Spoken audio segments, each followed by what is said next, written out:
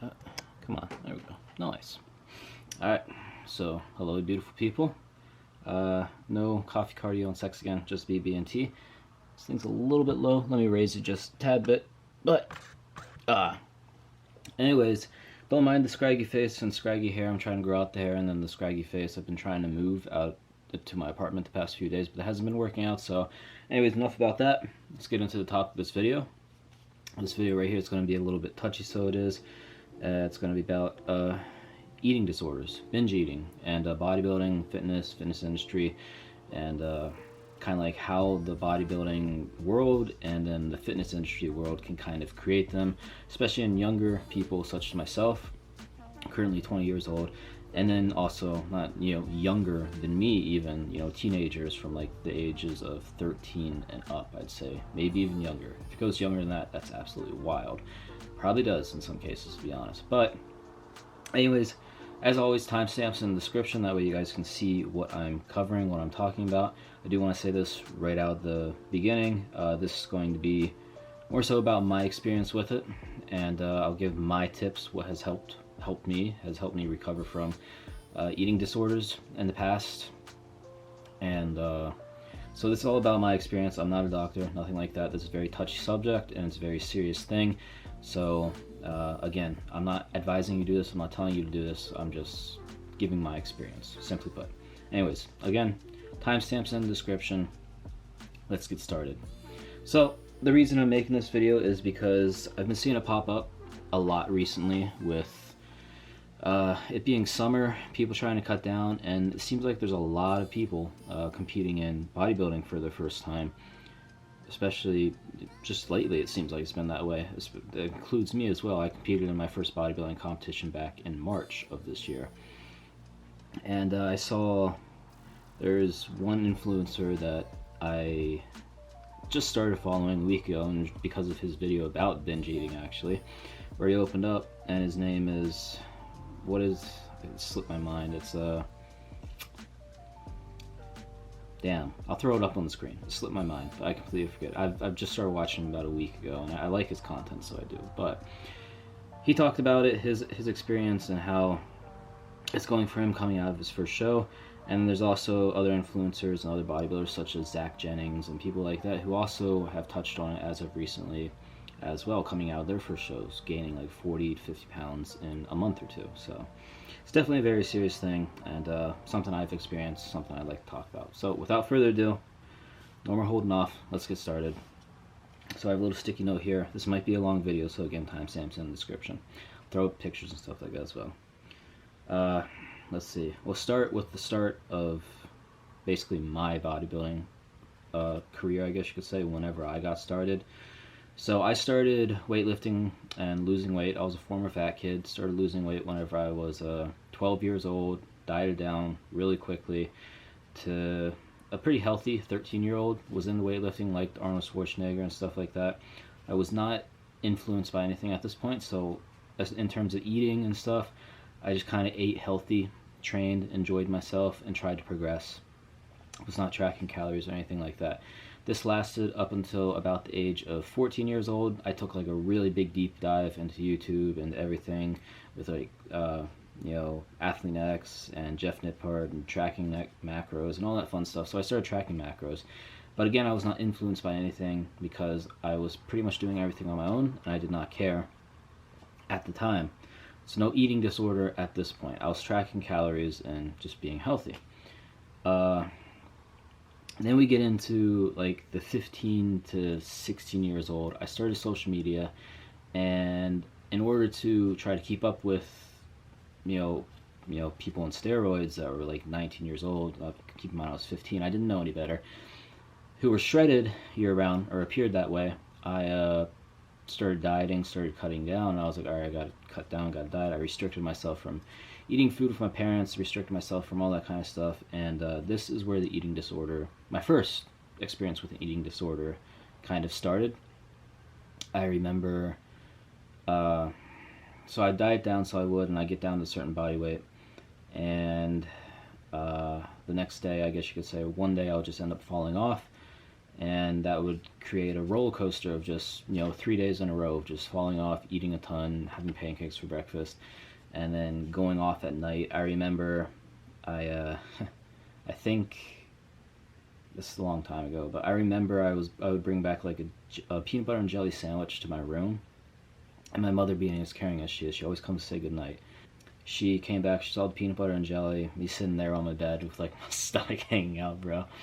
And it's not funny, but, and she asked me, she was like, do you want me to take that peanut butter and jelly from you? I said, yes, please, because at that point I was stuffing myself, a 15-year-old, stuffing myself so full with food at that point. I had the peanut butter and jelly beside me, and I probably would have ate it if she didn't take it. But she ended up taking it, and basically that was my first experience with eating disorder. Now, how did I get out of that eating disorder at that age? Basically what I did was I stopped tracking macros and stopped doing that stuff for, I think I did it for about a month, and actually my physique improved, my strength improved, and I just kind of ate intuitively. And after that I started tracking macros again and got back on it, and since then, up until my first bodybuilding competition, I didn't have any problems with food really at all anymore. I stayed in a fluffier state, but that's just because I personally am happier. My life, my quality of life, my training, my progress, my strength, everything is better in that fluffier state. I'm not naturally shredded like some people, but I'm just naturally a little bit of a heavier guy, I guess you could say. But anyways, moving forward, after that, I'd say what caused the first little outbreak was the social media and the pressure to do that at that young age, 15, 16 years old, thinking that I had to be shredded. Even though looking back, I wish I did not do that, and I wish I did not try to yo-yo diet, cut down, because it led into a thing of yo-yo dieting for like a full year. I wish I did not yo-yo diet, and I wish I just kind of continued to slowly progress in gaining weight, especially at that age, so I wouldn't have messed with my hormones. And because whenever you starve yourself, you're messing with your hormones, so you are. And at that age, those are in particular very important. In particular at that age, it's very important, of course, right? I wish I would have just kept growing, because I feel like I would have progressed and have been so much further later on with strength and muscle mass. Anyways, moving forward, looking at my sticky note here. Let's see here. So we'll go to 19 years old now. 19 years old, and I wanted to compete in bodybuilding. I had done powerlifting competitions before and stuff like that at 17, 18 years old, and set state records, so I did what I wanted to do there. However, I wanted to compete in bodybuilding as a teenager, because that's always been my thing. That's something I've always wanted to do. I always wanted to, like Arnold Schwarzenegger back here on my wall, if you can see him even with the lighting. But that's just something I always knew I wanted. So I wanted to compete as a teenager at least once. I started my prep last year, about December, at about 175 pounds. And I think about halfway through I got down to about 155. Pretty lean, pretty shredded. Should have probably held there, to be honest, and stayed there for my first bodybuilding show. I would have been happy with that showing, looking back. But I thought I had to get even more shredded. And this is where the next eating disorder comes in. See, up until that point in prep, I was doing If It Fits Your Macros, just tracking calories and eating what I enjoy, and just kind of going with it like that, going through the flow and enjoying training. Sure, it was hard, sure, I was hungry sometimes, but cardio wasn't rough, fatigue was not crazy. Keep in mind, I'm a full-time student, so I was going to school, taking my classes 24/7 as well, working part-time. But anyways, at this point, about halfway through prep, at the end of January, start of February, I had 5 weeks left. And a little over halfway. But I had 5 weeks left, and I decided to hire a coach. Now, no hate to this coach. I absolutely love him. He took utmost amazing care of me, so he did. Currently not working with him anymore, just because I feel like I don't agree with some of the stuff he does, but he was great. He was great, and I would highly recommend him to anyone that were to ask about him, which I have done. But anyways, enough about that. Whenever I started with this coach, he put me on a meal plan, and we kind of decided that I really needed to get shredded down, really needed to get some shredded glutes. The meal plan was no problem. What the problem was in my opinion, the restriction, not really the restriction, but how low the deficit was. The deficit was, it was a very low deficit for this prep, coming in that close for the first showing at my age. And the amount of cardio we ended up doing was basically I spent all my time in the gym doing cardio, weightlifting, trying to weightlift, which the weightlifting was the hardest thing in the world. But anyways, so we got on the meal plan, go into the show, do my first show, so I do, and coming back up out of the show, here's where this gets rough. For the first month, I had a photo shoot after the show, a month after the show, so I stuck to the diet plan relatively well. Only gained maybe about 6 to 7 pounds. See, the problem with that, in my case, is that I was extremely over-dieted and lost way too much weight, so I should not have been slowly gaining like that. I should have bounced right back up and gained relatively quicker to get back to healthy body fat, but instead we did that slow little rebound diet. And then after that, I just kind of kept going. So I did, fast forward another month, I gained a little bit more. But then I got into a relationship and started going out and eating a bit more. And since I started going out and eating a bit more, weight started to go up. And this kind of affected me mentally and gave me anxiety waking up in the morning, seeing the scale, and then gave me anxiety around food just in general with cooking around my parents and stuff like that. After going through prep and them seeing me weigh out every little detail, stick to every little thing, have the same exact meal every single day, every single minute on the hour, to going to kind of like having different foods and stuff like that, it gave me anxiety. And why? I don't really know why it gave me anxiety, but it did. And this anxiety ended up leading into me binging again. And this what the weight gain, the initial weight gain, the anxiety ended up leading me into binging again. So I started binging, and the binging would happen for like one night and then stop for a couple days, then it happened again, then it stopped, then it happened again, then it stopped, then it happened again, until instead of stopping, it went a couple days in a row or a full weekend, and I'd be eating like a whole entire Ben and Jerry's at night. And I ended up gaining in total over 5 months about 40 pounds from my stage weight, which really isn't that bad for a first competition, first rebound, but it's not the best. I could have done better, I feel. But this did lead me into getting that eating disorder again. So, and I wanted to talk about this because this is what the still forget his name. I'm sure I did throw it up on the screen. I still forget his name, but this is what he was talking about. He was coming out of his first show, and he's been binge eating and stuff like that and trying to get it set right. And the reason I want to talk about this is because it does mess with you mentally, prep, social media, it all messes with you very heavily on the mental side of things, and just, it can make life suck. Especially whenever you first start binging, it feels like you've just given up on everything and everything is out the window. But I want you to know, first and foremost, that it's not the end of the world. First off, it's definitely not the end of the world.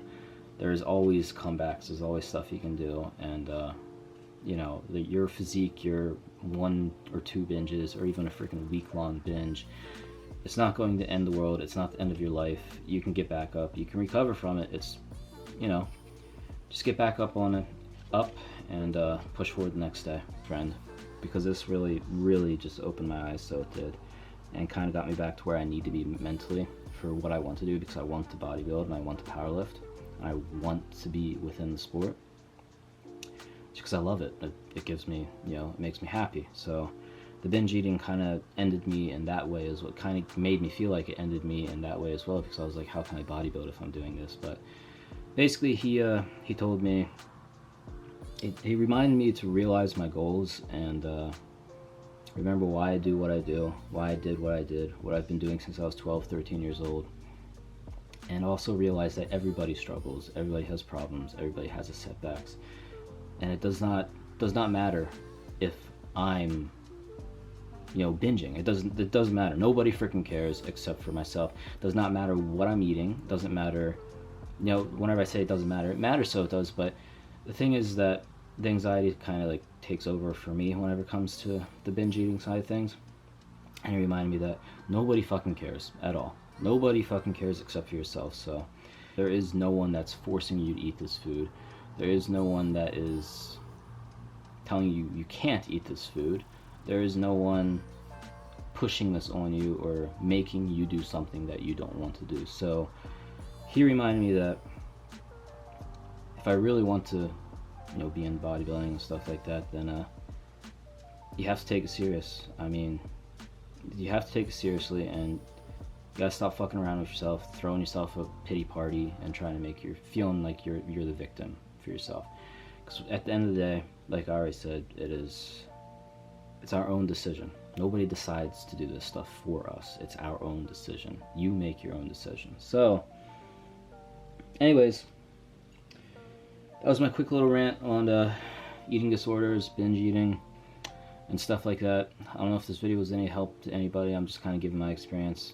Overall, fitness, social media, the fitness industry, and bodybuilding, it can mess with you heavily, mentally, on the mental side of things. So, if you were going into your first bodybuilding prep or thinking about it, the biggest thing I would say is, first off, be prepared for prep.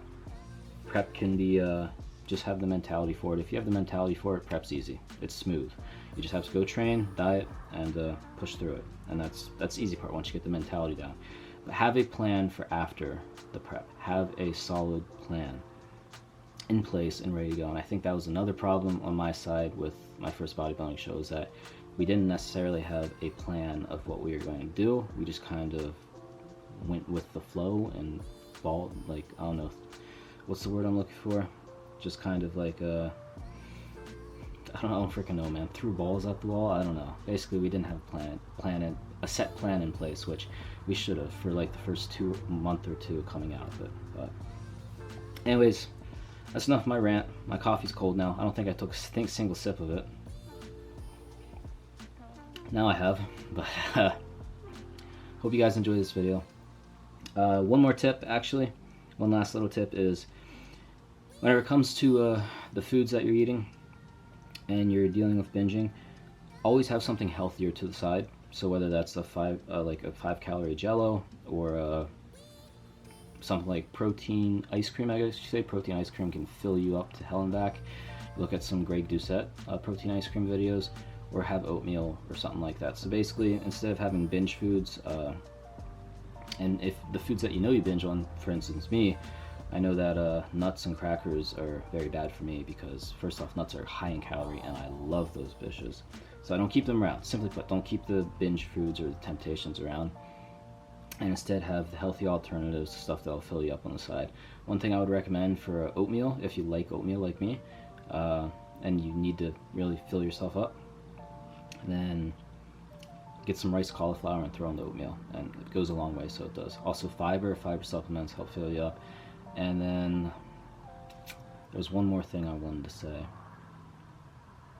It kind of slipped my mind out, but basically, in order to overcome binging, you kind of have to get yourself up to healthy body fat and allow your body to recuperate or settle with itself. So stop tracking calories, just take a break for a little bit, then come back once you feel ready. Once you're ready, come back. You can clean up a little bit, your food mentality should better, you won't be so food obsessed 24/7, and you'll be good to go. Anyways, that's enough for me. Again, just my experience, not telling you to do this or anything like that, but yeah. Hope you guys enjoyed this video. I'm done talking now. Catch you guys in the next one.